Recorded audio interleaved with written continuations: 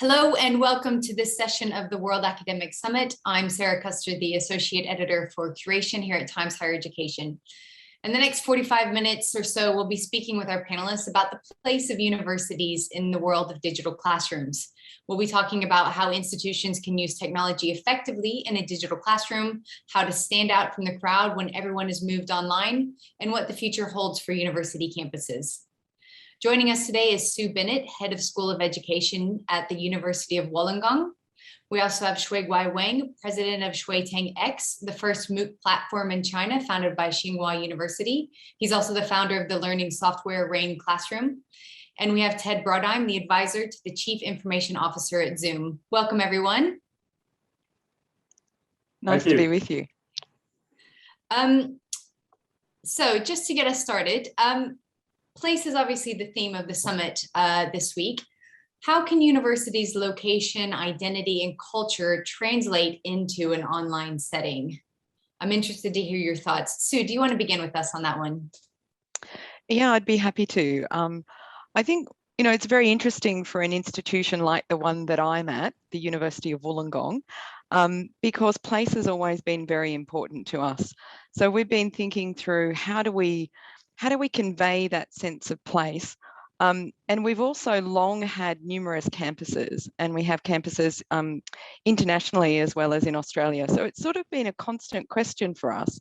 But then with this added new dimension, once we're in the pandemic. So it has caused us to really rethink why do students want to come to study with us? Because campus has been one of our main draw cards. So the things that we've thought through are, how do we connect?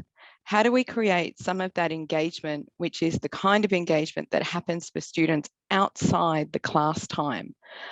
Those extra spaces in between, moving from one class to another, engaging informally with their teachers, engaging with each other. And those elements have been, I'll be honest, really challenging and really challenged us to come up with some new ways of doing, I guess, replacing those experiences, but understanding that they can't be entirely replaced.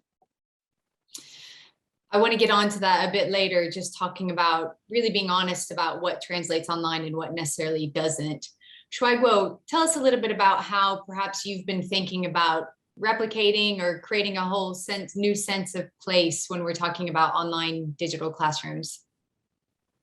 Yes, you will see place is very important for campus, for university. And it might be very difficult for university's landmark to be fully shown online, but I believe that its culture can be directly reflected on the internet. Let me tell you a story about that. COVID-19 began to threat in China at the end of January 2020. And Tsinghua University decided to ask educators and students not to return to campus, but to stay at home and have classes online according to the original academic calendar of that semester. It all took place during the Chinese New Year at that time.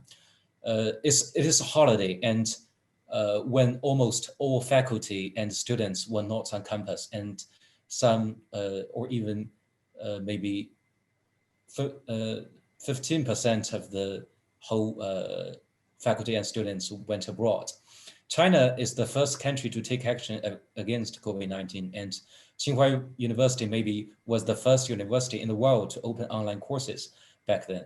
In order to better explain to all faculty, students, and staff why online classes are required and how to take classes online, and what the university would prepare for educators and the students. Tsinghua has more than 50,000 faculty members and students attend a lecture, which is held on Green Classroom on February 3rd, the last year. It is the largest lecture in the history of Tsinghua University, and also the class with the largest number of attendees of university at that time, probably maybe the largest in higher education in the history. In this lecture, President Chu Yong of Tsinghua University told students, people in Tsinghua will always display a forward-looking gesture and face the future with hope and optimism, which echoes the motto of Tsinghua University, self-discipline. Some educators and students attending the lecture were volunteers fighting COVID-19 in hospitals in Wuhan at that time. So I believe it is the culture of the university itself that can make online classroom full of Tsinghua's unique character. So I believe this is how to translate the culture to online settings. Thanks for that. And it was a mammoth accomplishment that Tsinghua achieved at the very early days of the pandemic, moving everything online so quickly and effectively. Ted, I want to bring you in and let's get a bit of a perspective from one of the technology companies that will be supporting a lot of this idea of place for digital classrooms. How is that something that Zoom particularly is thinking about in terms of when universities are trying to create a culture online? Well, one of the great things about my job is I spend an enormous amount of time talking to colleges and universities around the world about what they're doing, how they're approaching remote learning, and what their overall goals are going forward. And in talking to them over the last couple of months, certain themes seem to be emerging pretty consistently. Sarah, as you pointed out, and everyone has mentioned, it was a mammoth effort for basically the universities around the world to shift from their traditional modes into an online mode. And I think it was a great accomplishment in terms of what they did. But looking into the start of the next academic years, people are thinking about how do you make remote learning more personal? And I think it was a lot of the nature of it being a very personal experience, which is something you can get very easily on campus, that we just didn't have time to think about in terms of the quick move that we had to do last year. But coming into this year, that seems to be the reoccurring theme. And there are lots of tools that are coming out, lots of thoughts to design work, lots of things that's being done around the intentionality of instructors and how they interact with their students in person and how they interact with them online, that's really beginning to change.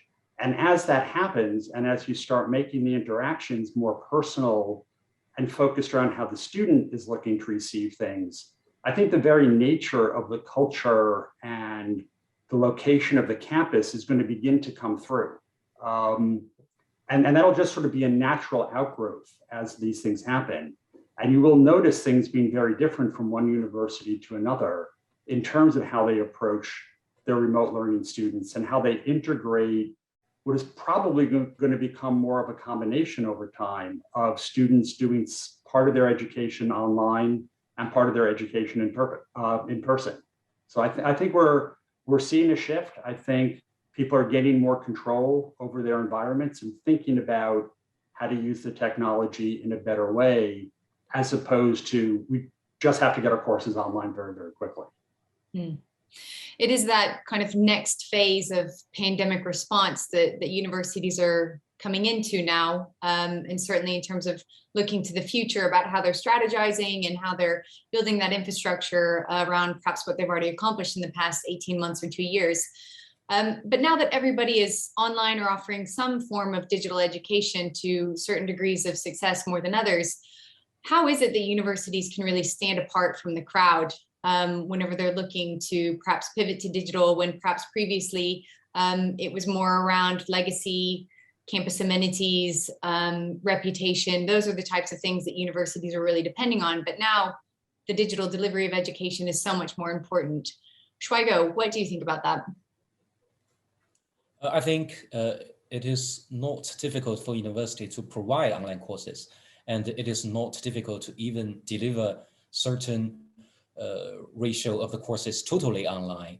The widely used of LMS, MOOCs platform, and online software, online conference software such as Zoom makes online learning become more spontaneous. However, it seems that not every university genuinely contemplates whether the effectiveness of online learning is achieved and how to truly improve the effectiveness of online learning. Online learning enables a digital system to record most of the learning behaviors and activities. Through deep mining of such behaviors, we would have the opportunity to discover new educational regularities, which will be the best scenario to studying evidence-based pedagogy. I believe that one university then can make great progress in this respect, will stand apart from the crowd. Sue, any comments on that in terms of evidence-based pedagogy in alignment with technology to stand apart? Well, I think I'm going to take it in a slightly different direction, because I think one of the great possibilities and challenges of the next phase is to think about what is it that we learned already that we're going to take with us and shape us. And you know, certainly discussions we've been having around what are our values, how do then those lead to a distinctive student experience, and how does online learning fit within that distinctive student experience. So student experience is really about, you know, those much broader goals of what are we offering in terms of course portfolio, pathways, learning experiences. How can we now think about harnessing some of these tools to do what Ted was talking about before, which is to actually change some of the balance of learning, that some will happen in person, some will happen maybe off-site and maybe remotely off-site. How can we give our students a whole range of learning experiences and still sort of stay tethered to the institution? And I think really importantly, we've just had a big conversation about digitalization and personalization and what it means to put the person back into personalization. So I think it's actually switching some of the conversation around ed tech, big data, AI to actually service the interpersonal connection. Thanks for that, Sue. Ted, I'm quite interested to hear from Zoom's perspective, kind of how they saw the past 18 months as universities and so many education providers were really relying on your platform so much more than previously to deliver education. How was that for you? What was your response to it? And tell us a little bit about what Zoom perhaps has in the pipeline to help personalize the teaching and learning that universities offer. So, you know, this is one of the great stories of the response to the pandemic. When I was talking to colleges, universities early in 2020, and I was trying to encourage them that they really should be considering more remote learning options in terms of how it can just change the student experience, how it can open up so many doors for people. Most people looked at me like I had two heads. They said, you know, it's really going to be impossible to shift large groups of students into an online environment. Of course, the pandemic proved not only that we could do it, but that we needed to do it. And I think, as we've all been discussing, has opened up a world of opportunities that have come as a result of that. I think one of the strengths of Zoom during this process is that they listened to their customers very, very carefully. And they spent a lot of time listening and a lot of time responding, and was constantly improving the product over the course of the year to make the experience better. But that was a rush, right? That was everyone moving as quickly as possible to maintain things and try to keep a sense of normalcy during a period that was not normal for everyone. What's happening now is we're beginning to look at roadmap issues and thinking a lot more about what the experience online is going to look like. You know, we've gotten great feedback on breakout rooms and how that has really helped teachers to be able to manage their class and move forward. But that's another area where there's a lot coming down the pipeline in terms of having a lot more control about what's happening in the break rooms, being able to stream different content into different breakout rooms, to begin to really use those smaller settings as a way for students to interact both formally, but also a little informally in the way, you know, we were describing on earlier. You know, people might have conversations while they were walking between classes. Well, how do you use these rooms to allow people to have conversations just during the normal course of their day? Notions about whiteboarding. How can you use whiteboards as a way of allowing students to participate back and forth, students to share ideas with each others? So there's a lot coming down the pipeline in terms of these products. And the last one, which I think is really important, which was also mentioned earlier, is LMS integration, which is how do we make it easier for the faculty to be able to use the learning management systems, tie it into the communication platform, and allow students to pull things in and out. And we're just getting great feedback from universities all around the world about what they want to see, and are building these features in. So not to make this a commercial for Zoom, but I think the point of what I'm trying to get at is it's really just about listening and responding and making sure that as the innovative ideas are germinating in spots around the world, that we take that and try and make it available to as many people as possible. And I think ultimately it'll make the environment better for everyone. Let's talk a little bit about some of those innovative ideas, and perhaps give a few people who are watching this some ideas, or just an example of some of the ways that Sue, you and Schweigo used EdTech to perhaps facilitate feedback to students, or create those learning communities that are so important in the learning process. Can you give us some examples of how technology has been effective for you in implementing evidence-based pedagogy in the past 18 months? Schweigo. Yes, there are a lot of technology can be used in classroom right now, enhanced everywhere, every field of education. And I believe that the advantage of online education, as a lot of article already mentioned, it is data rich, it is reliable, and we believe data rich is conducive to evidence learning. And I will give an example from Xuetang X. Xuetang X released a teaching tool called Ring Classroom in 2016. During the pandemic last year, more than 21 million university students and educators use Ring Classroom, and we have found it's really available, reliable, affordable, and data rich for all these educators and students. Through such large amounts of data, and we really find some evidence that to show how to make learning more effective. So such evidence-based learning approach and the practice of educators give a lot of information for us. It is gratifying that many teachers has published their research results based on that, where a large of amounts of data and evidence showed that using teaching tools like Ring Classroom and some other similar software, it will be better for their teaching result. So it may be because of such results, so we believe that big data and artificial technologies can be well enhanced in the field of teaching nowadays. Interesting. Sue, how about you at Wollongong, in terms of perhaps any sort of artificial intelligence that you might be using, or any examples of how tech has really helped bring that evidence-based teaching into the classroom, or indeed personalization?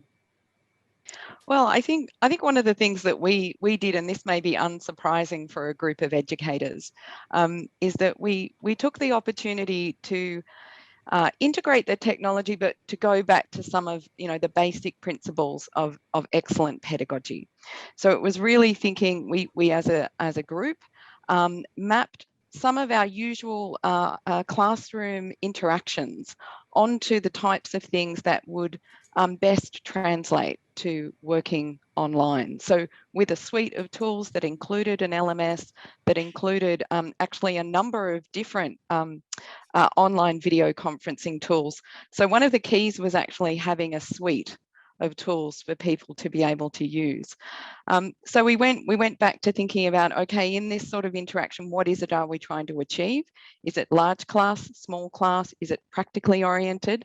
I think some of the most creative work was done in moving some of our practical classes online, in science education, in physical education.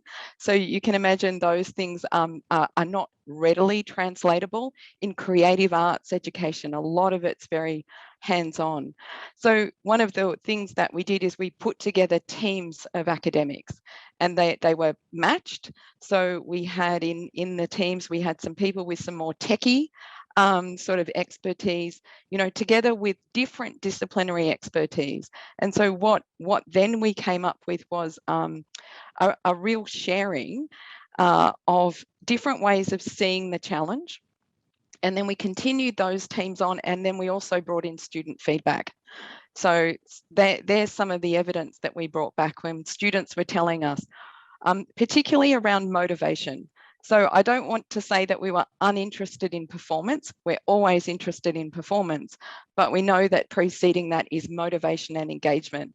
We were very much concerned about what the disruption would have on our mainly young people who suddenly, this is not the education they signed up for. They're not always ready to take on self-regulated learning in the way that traditional online education has been designed around. And that's what we were thinking through together with all of the digital inclusion. So I do want to tell one little story. We have a campus that's in a regional area in the state that I live in. And digital access had always been a problem in that area. So even though students couldn't go into campus, we kept the Wi-Fi on. So students could drive, park in the car park, and access the Wi-Fi. It was hugely important and just instrumental in enabling our students to continue with their education. So those are kind of really small things that you've got to be really attuned to when you're thinking about, you know, things like access and experience. Mm-hmm. And goes back to our discussion about the place of universities really responding to the specific challenges that your local students might be facing. You mentioned there again the concept of student experience and perhaps younger students really struggling with self-regulated learning. I know that we get hung up quite a bit on student experience, whether it can be replicated online, how students' expectations should be managed in terms of their experience of studying online. So if we can stay with you on this one, I'm just wondering, does it even matter if the experience isn't exactly the same as a campus residential experience, or if it's indeed different, if it's a hybrid learning experience? Does it matter that it's not the exact same? And should universities get better at communicating that? I think that we can absolutely get better at communicating that. And I think it's, you know, I think it's around managing expectations, but in the best possible way. So for many of our students, it was understanding how to come to learn in this new, you know, remote environment. And it was helping them equip themselves with some strategies. So we spent actually quite a lot of time on that, and perhaps, you know, in a way we let go of some of the instructional time in order to provide some of that really in situ learning support that was in the context of their class, with their teacher, with their fellow students, so that it made more sense. I think that I think students can tell, like they have told us in survey data, that they miss being on campus. That's really clear. And they understand, I think that it can't be the same, but they still miss it, and they still give us that feedback. So, you know, this interest with being on campus, for many of them, they've said, oh, now I really understand the value of in-person. So I think that, you know, the challenge of moving ahead for us, particularly as we move to new phases of the pandemic where restrictions come in and out, it does mean, you know, really about thinking, what is the campus for? How should we best use it? And again, it kind of goes back to some comments we made before, that we can, you know, foreshadow a different blend of arrangements, even different to what we thought of blended learning pre-COVID, which was mainly about convenience and flexibility. I think that we're going to move to a very different era. And I would say, be much more sophisticated in our understanding of what the different modes offer. Ted, tell us a bit about how a company like Zoom might see themselves fitting into the next phase of this, if there is a hybrid situation, or perhaps students who are missing a campus experience but aren't able to necessarily have it. The campus experience is a great experience, particularly for young people as they are continuing to grow, and the socialization skills you get by living with groups of other people. But we also have to recognize that there are large numbers of people all around the world who, for any number of reasons, can't they can't leave home, they can't move onto a campus, either for economic reasons or for family reasons or distance reasons, things like that. And what I think is going to come out of the pandemic is this notion that universities can reach out to these populations which have traditionally been underserved and provide the same level and the same quality of education that they're able to offer to their online students. I think people that have not been able to go into a residential settings sometimes feel that they've been disadvantaged in terms of the education they've been able to get. That's not to say that there haven't been high quality programs for them, but there's this certain sense around the world that that's not as good. And to the extent that we can address that and begin to view the quality of the education that you've had as equal, whether or not you've done it online or in person, I think it's going to be a very valuable feature in terms of this whole notion of reaching more people, reaching previously underserved populations. We were touching on the issue earlier around the notion of mastery of the material, and how do we recognize whether the students have mastered the material. And I think that's also something that we need to think about perhaps differently for students who are remote and students who are online. And I'm not talking about the assessment side of it here, which is how we determine there's mastery. I think that's a separate topic. But I think we have to think about this notion of mastery a little bit different in terms of both online and in-person experiences. So we make sure that people who come out of it have mastered it to the same level, but perhaps, as Sue mentioned, the path they go through to get there may be quite different depending on the environment in which they learned. Yeah, interesting concept. And I want to come back to the topic of assessment. But Schweigo, first, I'd like to hear your thoughts about managing student expectations in terms of their learning experience, either online or in a hybrid context or face-to-face. How are you approaching this issue at Evidencebased? I think that's a very important question. Before I explain what I want to say, I will tell all of us two Chinese characters. That's the name of our company, Evidencebased, and Xue and Tang are two Chinese characters. I will explain each of that. Xue means learning, and Tang is just the same of our today. It means place. So learning and place, that means 学堂. It means school in Chinese. So as you have said, the learning is the same, whether it is online or on campus. But the Tang, the place, can be different. Maybe it is virtual or it's just a physical campus.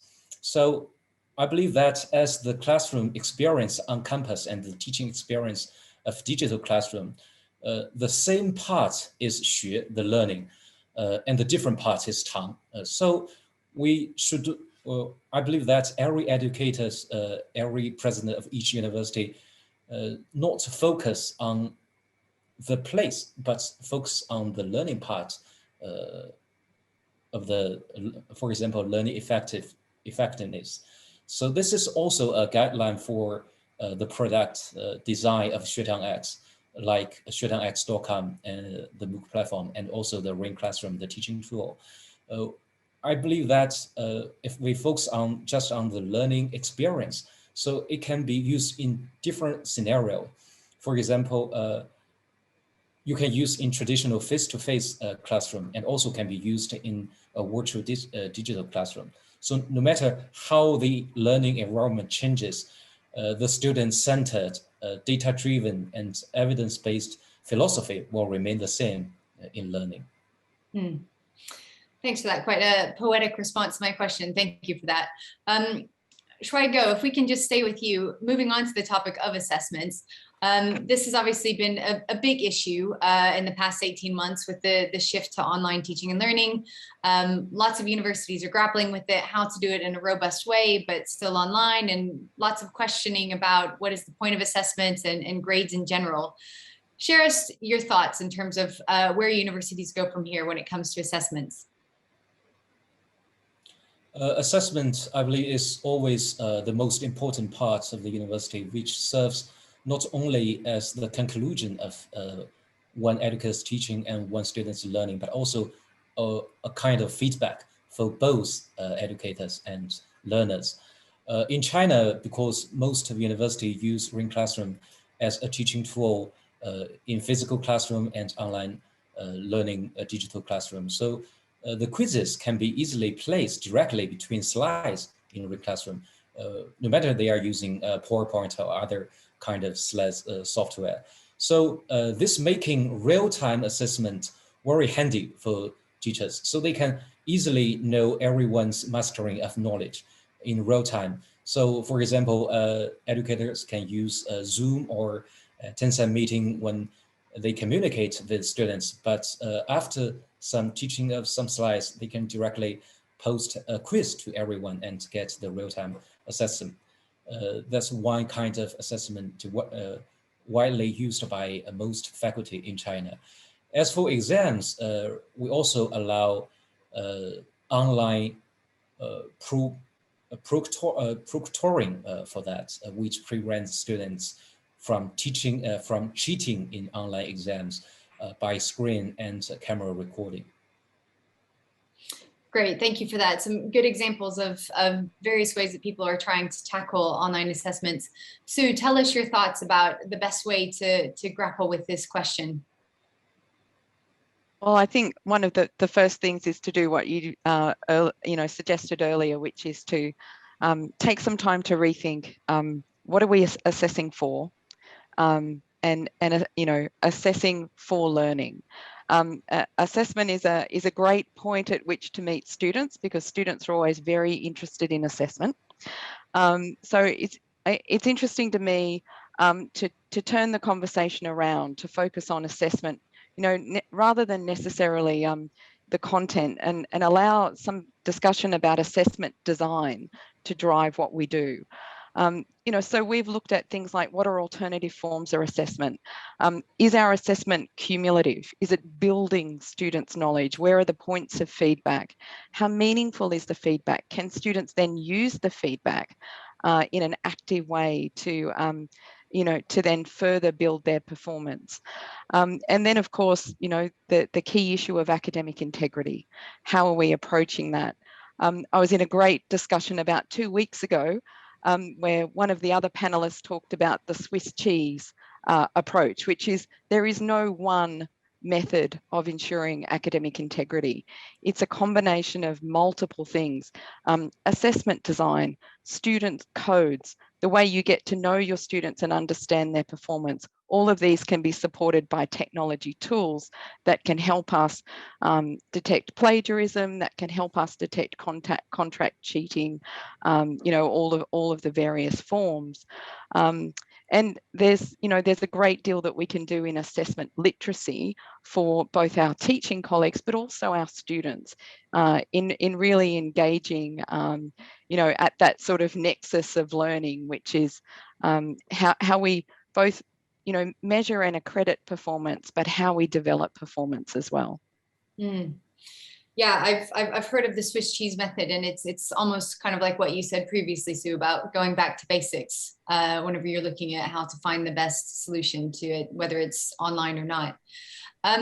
Let's shift a little bit to look towards the future. And Ted, please feel free to comment on the assessment question, but I'd also like to put to you what you think university leaders should be considering now when they're looking towards the next decade of higher education delivery? Let me talk about assessment for just one second. Not a week goes by where I don't receive an email or a phone call from some startup somewhere around the world saying they've developed the greatest tool for assessment. They're using AI for this, or they're using cameras for this, or they've got this technique or that technique. I don't know how good any of them are, but that's not so much the point. The point is that there are a lot of people all around the world thinking about how to deal with this issue of assessment and how to do it fairly. And I'm confident that we're going to start seeing more and more tools coming onto the market that are just going to make it easier. And as was previously mentioned, as long as universities are very thoughtful about what they're assessing and why they're assessing it, that is being used both for measurement, but also to provide feedback, I think the tools are going to come around to support that. And I'm very, very excited about what that's going to look like. Just switch on to the other question, which is the next 10 years. I'll start with the simple statement that I think everyone would agree with, although I don't know that everyone's really thought about what that really looks like in 10 years. But the hybrid environment is here to stay. It's not going back. I do occasionally hear schools say, we just can't wait to get everyone back on campus and go back to the way things were. And I just don't think that's going to happen anywhere. And I think universities that take that approach will very quickly find themselves having to change direction and go back to embracing this new environment. In terms of, we talked earlier about the balance between family life and academic life and the opportunities there. But there's so many opportunities that open up for students if they can be on campus part of the time and be off campus part of the time, in terms of real experience out in the field, but still being connected back to the university, in terms of balancing certain courses that may be better driven from an online perspective, as opposed to in person, and really think about time management at a different level. So I think these things are going to build going forward. And what I would say to university leaders is that this is the time to embrace the notion of change. And this is the time to sort of embrace what we can do differently and just think about what the experience on campus and off campus should look like, and think about treating them equally as opposed to one being greater or lesser than the other. Thanks for that. Shwaigo, I'm interested as the head of one of the most exciting MOOC providers in the world, certainly in China, and as the developer of the RAIN classroom. Tell us what you're looking at in the next decade and what you think university leaders should be thinking about as they're looking to develop a digital classroom. I believe that university leaders should consider more cooperation. With the emergence of the MOOCs 10 years ago, the wall between universities began to crash down. And I believe that in the next 10 years, everyone should further consider how we should reconstruct a new education landscape. Recently, professors from many universities in China have formed a virtual room for teaching and research. Although they come from different universities, but they have the pedagogy designed together. That's totally unbelievable before the pandemic. So they can learn how to design a course together from different universities just in a virtual room. So I think that the theme of the next decades is cooperation. Because of the cooperation, we can see more exchange projects. For example, in the future, a student may study in the MIT classroom in the morning and discuss with students all around the world at noon, and then attend a class in Tsinghua University in China in the afternoon. So to achieve that, stronger cooperation between different universities must be at the top of our agenda. Thanks for that. Sue, I'll hand it over to you in terms of what university leaders should be considering as they're looking to the next decade. Well, I completely agree that digital is here to stay. I think our experience and the experience of lots of Australian universities is that in fact we're already well on our way with digital integration of technology.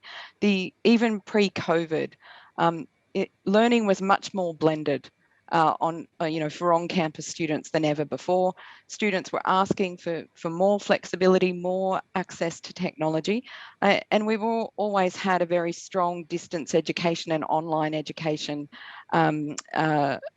trend in Australia, a history of that. So to me, it's building those to come much more together than they previously would have done. So as Ted was saying, offering more opportunities, and also that place is less important. It's in terms of getting access to a high quality education. So I think those are definitely trends, and I think university leaders will need to look to digital inclusion very, very much so. So how do you connect? How do you include students and staff and community, stakeholders, industry partners into your university? And I think that we've learned a lot about our ability to respond quickly. Universities have had a bad reputation. I think a lot of it rather unwarranted, but there you go. That we can't change, that we can't adapt. Well, we've demonstrated that we can absolutely do that. And we will need to do much more of it because the pace of change, the demands on us, they won't let up. So we will need to continue to respond. And I absolutely agree. Collaboration around teaching, is a huge untapped resource. We do it all the time with research, but we do it much more rarely when it comes to teaching. Thanks for that. I'd like to bring our conversation back to where we started, which is about the concept of place. No matter how many digital delivery developments universities undergo, most of them have a massive campus on their hands and lots of big, expensive buildings that perhaps go unused or could transform into other places on the campus. I'd like the panelists to tell me what's the future of university campuses and what should universities be doing with them. Schweiger, let's start with you. I believe that humans are social animals, no matter how mature, for example, AR, VR, or XR technology will become. The immersive learning is undoubtedly a more realistic experience. And I believe that such technology cannot replace face-to-face communication in a short period of time. Therefore, traditional physical campus and these buildings will always exist and play their original role of that. Although virus has evolved very fast in the human, but human evolve very slow. And we believe that there's no way that we can adapt to a cloud campus in such a short time. Therefore, I believe that we can use online learning to improve the efficiency of education, but we still need a physical face-to-face campus for our social needs. Interesting, thanks for that. Ted. I agree. I think the campus is still going to be a very important place for everyone, and it's still going to be a very active center of universities. But I think the way it's used is going to change very much. The notion of arriving on campus on a date and staying there more or less for, say, 9 or 10 months and then having a little time off, that's likely to change a lot. You're likely to see people coming on and off campus for longer or shorter periods of time, whether you're focused on research or you're doing different kind of coursework. I think the nature and the cadence of how the buildings and the spaces are used will be very, very different in 10 years than they are now. But I think the physical infrastructure will continue to play an important part moving forward. Sue, final word from you on this. I agree completely. And in fact, I look to the way that we're already adapting our campuses. We're making spaces hybrid with technology. I think we've gotten better at hybrid. It was pretty awkward to begin with, but we're learning how to do hybrid better. We've got more informal learning spaces so people can bring their technology, they can gather And so having that occurring, you know, online as well, which we've already talked about, how do we build some similarity in those experiences? And I think it's important to remember that, you know, universities do lots of other things other than teaching. You know, there's huge research facilities.